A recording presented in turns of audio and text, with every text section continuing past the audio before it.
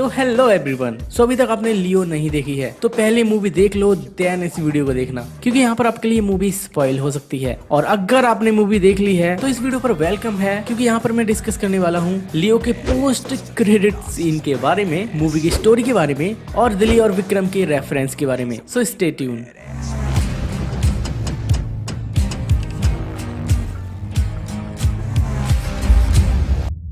तो सबसे पहले हम लियो की ऊपर की कहानी को समझते हैं। तो कहानी स्टार्ट होती है पार्थी से, जो कि एक एनिमल रेस्क्यूअर है एंड इसी के साथ साथ वो एक कैफे ओनर है ठियोग में। पार्थी अपनी फैमिली के साथ एक क्वालिटी टाइम स्पेंड कर रहा है एंड एक दिन होता क्या है, एक गैंग पार्थी के कैफे पर रॉबरी के लिए आती है। पार्थी उनसे बहुत ही शांति से बात करता है और उन्हें पैसे भी देता है एंड हद तो तब पार हो जाती है जब गैंग का सीरियल किलर वहीं पर काम करने वाली एक फीमेल एम्प्लॉय को परेशान करता है। तो इसी को देखकर लियो का पेशेंस यहाँ पर टूट जाता है और वो उन्हें मारने लगता है। लेकिन इसी हाथापाई में जब बात उसकी बेटी पर आती है तो पार्थी उन सभी को गोली मार देता है, जिसकी वजह से पार्थी को जेल जाना पड़ता है। लेकिन ये सेल्फ डिफेंस का केस था, इसलिए पार्थी को रिहा कर दिया जाता है। लेकिन इसी बीच पार्थी मीडिया में वायरल हो जाता है एंड इसी के चलते उसकी न्यूज़पेपर्स पर फोटो भी आ गई थी। एंड इस फोटो के बारे में तेलंगाना के एक गैंगस्टर हेरोल्ड दास को मालूम पड़ता है। तो वो इसके बारे में यानी पार्थी के बारे में एंटोनी दास को बताता है एंड एंटोनी दास जब ये सुनता है कि वो लियो है तो वो इमीडिएटली ठियोग के लिए रवाना हो जाता है। लेकिन इसी बीच हम देखते हैं पार्थी पर अटैक हुआ है एंड यहीं पर हमें मालूम पड़ता है कि ये अटैक करने वाले गुंडे उस रॉबरी गैंग के रिलेटिव्स थे। एंड इसी अटैक के चलते पार्थी एक पुलिस स्टेशन में प्रोटेक्शन के लिए रिक्वेस्ट करता है। लेकिन काफी रिक्वेस्ट करने के बाद उसकी फैमिली और उसकी प्रोटेक्शन के लिए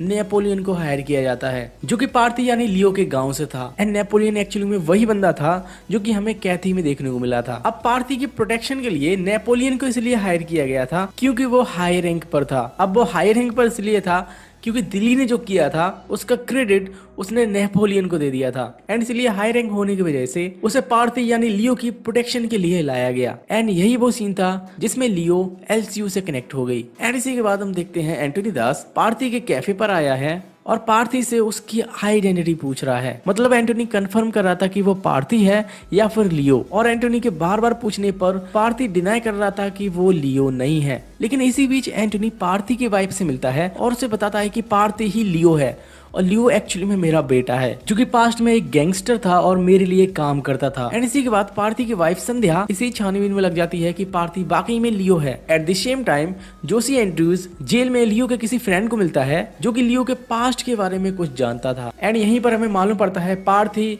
यानी लियो दास के पास्ट के बारे में। इन 1999 दास ब्रदर्स यानी Antony and Harold Das and को नाम की एक टोबैको फैक्ट्री को रन करते थे। एंड यहीं पर हमें मालूम पड़ता है कि एंटोनी के दो बच्चे थे, लियो दास और एलिसा दास, जो कि इनकी बिजनेस में हाथ बटाते थे। एंड यहीं पर हमें एक कमाल की बात मालूम पड़ती है कि एंटोनी एक अंधविश्वासी आदमी है जो कि अपने बिजनेस को प्रॉफिट में रखने के लिए पहले जानवरों की बलि देता था और फिर इंसानों की। एंड एक एस्ट्रोलॉजर ने एंटोनी को एडवाइस दी कि अगर आप लियो और एलिजा में से किसी एक की बलि दोगे कुंडली के हिसाब से तो आपका प्रॉफिट 100 गुना बढ़ जाएगा। एंड एंटोनी था हरामी टाइप का बंदा, उसे अपने धंधे से मतलब था, वो किसकी बलि दे रहा है उसे घंटा भी फर्क नहीं था। तो वो अगली बलि के लिए एलिजा को चूज करता है। लेकिन यहीं पर होती है इन लोगों के बीच हाथापाई, जिसमें एलिजा मारी जाती है और यहीं पर एंटोनी लियो को गोली मार देता है, जिससे उसे डैड मान लिया जाता है। तो ये था पार्थी यानी लियो का पास्ट। लेकिन इस पास्ट के बारे में जिनने बताया यानी लियो का फ्रेंड, उसने ये बात से इनकार कर दिया कि पार्थी ही लियो है। तो ये तो था लियो का पास्ट। अब प्रेजेंट पर आते हैं। एंटोनी किडनैप कर लेता है सिद्धू को, जो कि लियो का बेटा है, क्योंकि एंटोनी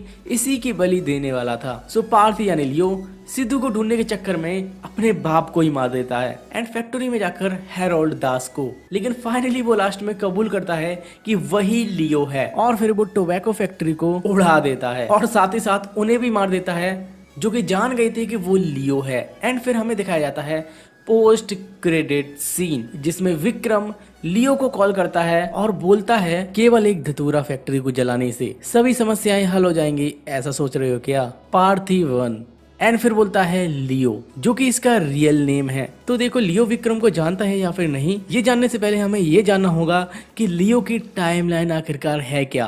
तो लियो के फ्रेंड ने, जो कि जेल में था, उसने बताया था कि लियो 1999 में दासेनको टोबैको कंपनी में अपने फादर के साथ काम किया करता था। एंड अगर प्रेजेंट टाइम से इसे जोड़ा जाए तो इस बात को लगभग 20 साल हो गए, क्योंकि हैरोल्ड दास भी जब पास्ट की फोटोज दिखाता है लियो को तो वो भी बोलता है कि ये 20 साल पुरानी है। तो 1999 से 20 साल जोड़े तो हो रहा है 2019, और ये वही साल है जिस साल में विक्रम की टाइमलाइन चल रही है, यानी 2019। तो इन दोनों मूवी के इवेंट्स एक ही साल हो रहे हैं, बस महीने अलग अलग हो सकते हैं। एंड इसी साल विक्रम ड्रग्स डीलर्स को ढूंढ ढूंढ कर मार रहा था, और इस टाइम तक विक्रम को ये डेटा तो पता ही होगा कि शहर में कहां पर ड्रग्स के डीलर्स हैं। एंड उसे जहां तक है दासेनको फैक्ट्री के बारे में भी मालूम पड़ा होगा कि यहाँ पर इलीगली काम होता है। एंड जब लियो ने इस फैक्ट्री को दोबारा से ब्लास्ट किया तो इसकी न्यूज भी विक्रम को मालूम पड़ी होगी। एंड उसने सोचा होगा कि भाई ये कौन बंदा है जो हमारे काम कर रहा है। एंड तभी उसने लियो को कॉल किया, और जैसा कि विक्रम बोलता है लियो से, मैं कौन हूँ पता चल गया। तो मे बी लियो को ये नहीं पता होगा कि विक्रम कौन है, क्योंकि 20 साल तक वो अपने कैफे और अपनी फैमिली को ही टाइम दे रहा था। और रही बात दिल्ली की, तो जब नेपोलियन बता रहा था कि इस गैटलिंग गन से दिल्ली ने उन गैंगस्टर्स को मारा था, तो वहां पर भी लियो का कोई खास रिएक्शन नहीं था। सो तुम्हारा क्या कहना है इसको लेकर, तुम भी बता सकते हो।